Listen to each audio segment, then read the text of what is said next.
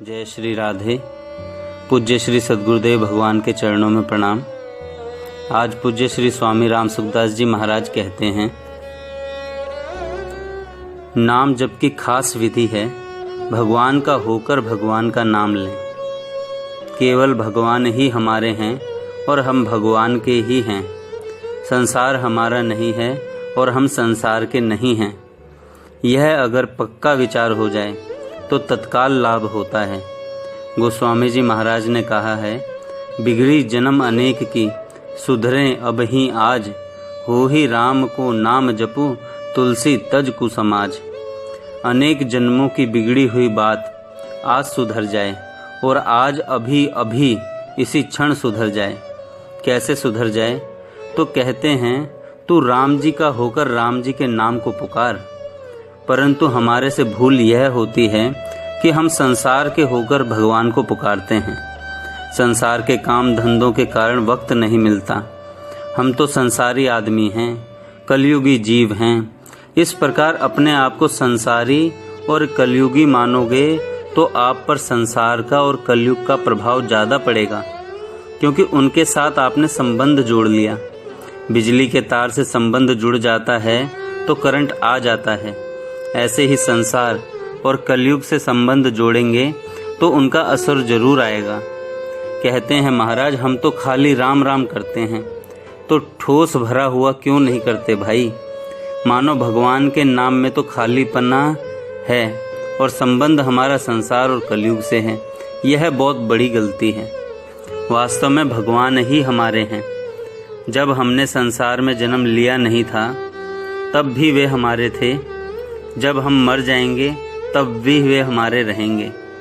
यह संसार पहले भी हमारा नहीं था, आगे भी हमारा नहीं रहेगा और अभी भी प्रति क्षण हमारे से अलग हो रहा है। उम्र बीतती चली जा रही है, शरीर भी बीतता चला जा रहा है और कलयुग का समय भी बीतता चला जा रहा है।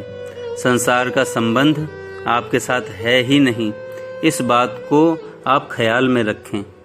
मैंने बहुत बार कहा है, अब भी कहता हूँ, जब आप बालक थे तब अपने को बालक कहते थे, परंतु अब आप अपने को बालक नहीं कहते।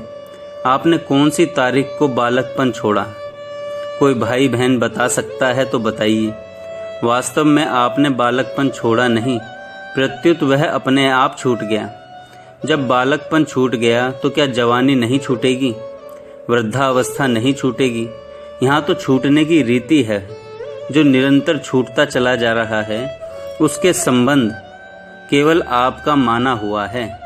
उससे संबंध केवल आपका माना हुआ है। वास्तव में संबंध है नहीं, परंतु भगवान के साथ आपका संबंध पहले भी था, अभी भी है और आगे भी रहेगा। यह संबंध टूटेगा नहीं कभी।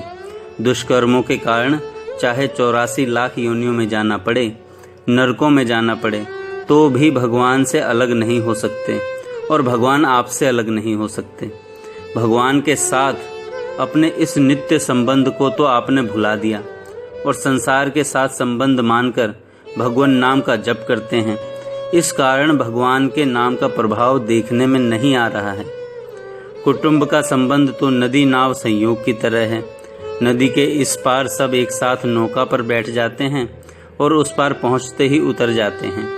जब तक नदी से पार नहीं होते तभी तक हमारा संबंध रहता है। ऐसे ही कुटुंब का संबंध है, जो आगे रहेगा नहीं, छूट जाएगा। यह सच्ची बात है। अगर आप इस बात को मान लें कि मैं शरीर संसार का नहीं हूँ और शरीर संसार मेरे नहीं हैं, मैं केवल परमात्मा का हूँ और परमात्मा ही मेरे हैं, मैं अपने परमात्मा का नाम लेता हूँ, तो भगवान की ताकत नहीं कि वे आपकी तरफ कृपा दृष्टि न देखें। भगवान के होकर भगवान के नाम का जप करो। हो ही राम को नाम जपो, तुलसी तज कुसमाज। बच्चा माँ के साथ जितना अधिक घनिष्ठ संबंध रखता है, माँ उतनी ही जल्दी उसके पास आती है। बालक जोर से रो पड़ता है तो माँ अपनी बड़ी लड़की को भेजती है कि बेटी जा, भाई को समझा, राजी कर। वह आकर भाई के हाथ में झुनझुनियाँ देती है, पर वह उसे फेंक देता है। वह लड्डू देती है, वह उसे भी फेंक देता है। बहन उसको गोदी में लेती है तो वह लात मारता है और माँ माँ करता है। तब माँ को उसके पास आना ही पड़ता है। अगर वह झुनझुनिया से राजी हो जाए अथवा बहन की गोद में चला जाए तो फिर माँ उसके पास नहीं आती। बहन की गोद में माँ का दूध थोड़े ही है, वह प्यार थोड़े ही है। इसी तरह नाम जप करने वाले का लोगों में आदर होता है कि वाह सा ये तो बहुत भगत जी हैं, भजन करने वाले हैं, बस अब झुनझुना बजाए बैठो। लोग आदर सम्मान करने लगते हैं, दंडवत प्रणाम करते हैं, पूजन करते हैं, प्रशंसा करते हैं। ये बड़े भारी महात्मा हैं। यह माया रूपी बहन आती है और गोद में ले लेती है, उसमें राजी हो जाते हैं तो फिर भगवान नहीं आते। नाम की बिक्री करके उसके बदले आदर लेते हो, भेंट नमस्कार लेते हो, सुख लेते हो, तो बताओ नाम का संग्रह कैसे हो? सुख लेकर नाम को खर्च कर रहे हो। संतों ने कहा है, दरिया बंदी वान ज्यूं करिए कूक पुकार। कोई चारों तरफ से घिरा हुआ हो और वहां से निकलना चाहता हो तो वह कैसे पुकारता है, कोई छुड़ाओ, कोई छुड़ाओ। ऐसे ही भीतर से पुकार निकले, हे नाथ, मैं काम क्रोध लोभ ममता आसक्ति में फंस गया हूँ। हे नाथ, मुझे इनसे छुड़ाओ। इस तरह आर्त होकर भगवान को पुकारो। आज तक नाम की जितनी महिमा लिखी गई है उतनी तो है ही, उसके अलावा भी बहुत बाकी बची है, परंतु नाम सही ढंग से न लेकर कहते हैं कि नाम की जितनी महिमा शास्त्र में लिखी है सुनने में आती है उतनी देखने में तो नहीं आती। देखने में आए कैसे? आपने उस ढंग से नाम लिया ही नहीं। नाम लेने का ढंग है अनन्य भाव से नाम लेना कि केवल भगवान ही मेरे हैं, भगवान के सिवाय और कोई मेरा नहीं है।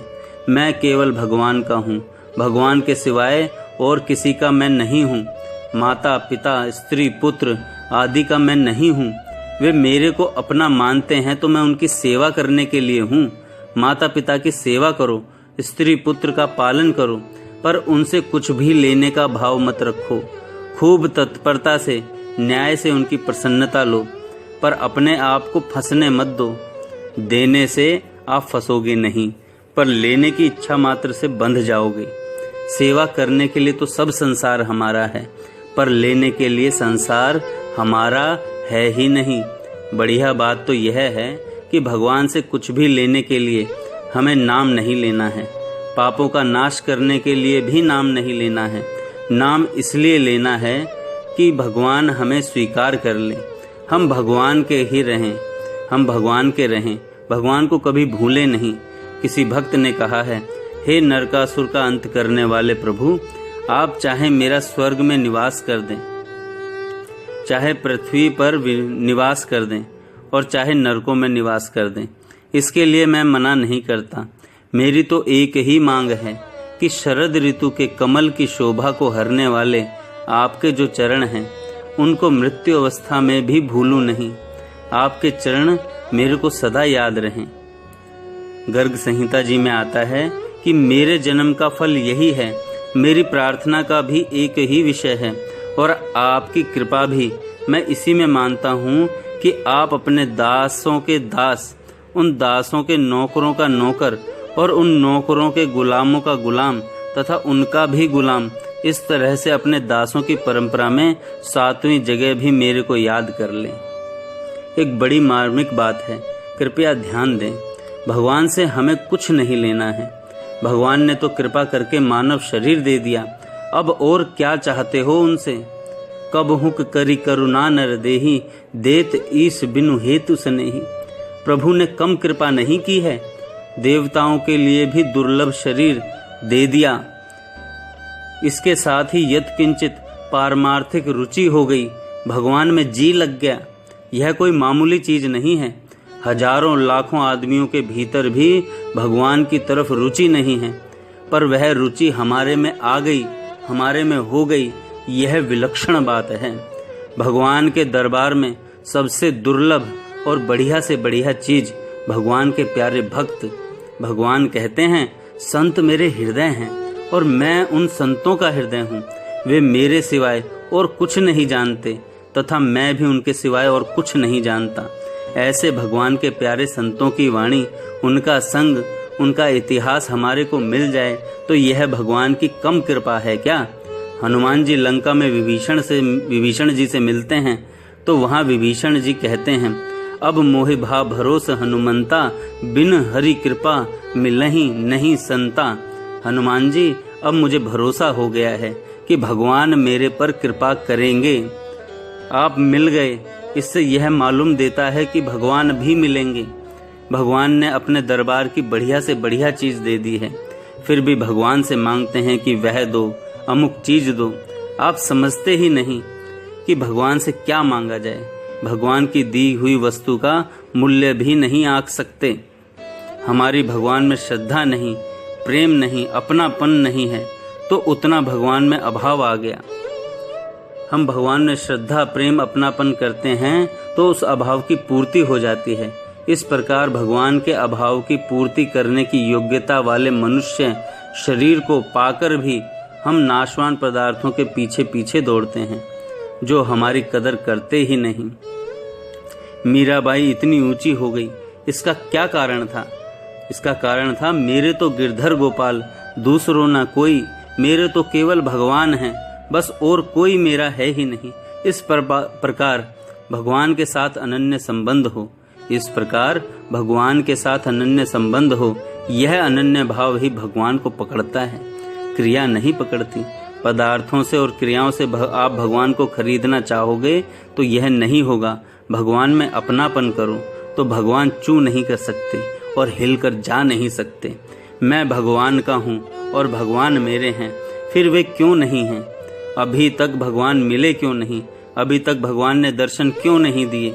ऐसी व्याकुलता होने पर जब संसार से सर्वथा संबंध विच्छेद हो जाता है तब भगवत प्राप्ति हो जाती है। संसार के साथ संबंध केवल संसार की सेवा करने के लिए है। कुटुंब में रहते हुए केवल कुटुंबियों की सेवा करनी है, उनसे कोई वस्तु सेवा लेने की आशा मन में रखनी ही नहीं है। आशा हमें रखनी ही नहीं है। भगवान राजी कैसे हों? भगवान से कुछ भी नहीं लेना है, प्रत्युत भगवान को देना है। जैसे बच्चा माँ से दूर चला जाए तो माँ को उसकी याद बहुत आती है। माताओं की ऐसी बातें मैंने सुनी हैं। दीपावली, अक्षय तृतीया आदि त्योहार आते हैं तो माताएं कहती हैं कि क्या बनाएं, लड़का तो घर पर है नहीं, अच्छी चीज़ बनाकर किसको खिलाएं।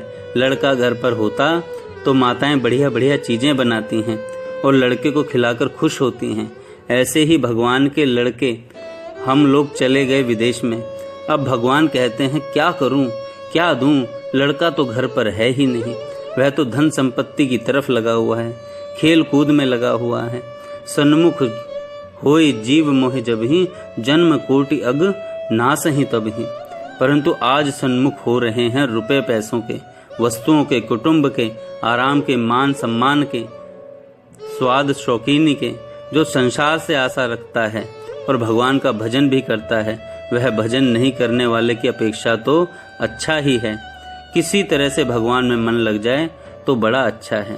परंतु यदि आप नाम जप का महात्म्य तत्काल देखना चाहते हैं तो वह तभी दिखने में आएगा जब आप सच्चे हृदय से भगवान में लग जाएंगे। जिन लोगों ने भजन किया है उन लोगों में विलक्षणता आई है। हमने ऐसे कई देखे हैं कि राम नाम जप से पहले उनकी क्या अवस्था थी और नाम जप में लगने के बाद उनकी क्या अवस्था हो गई, परंतु वे लगन से जपते थे, वे लगन से जपते थे। भगवान का नाम भगवान की चोटी है। अगर आपने चोटी पकड़ ली तो भगवान टस से मस नहीं हो सकते, भगवान वही खड़े रहेंगे। हमने देखा है किसी साधारण व्यक्ति की अगर शिखा हो, अगर हम उस शिखा को पकड़ लें तो हिल नहीं सकता। ऐसे ही अगर हमने भगवान के नाम की चोटी पकड़ ली तो भगवान इधर से उधर हिल नहीं सकते। जय श्री राधे।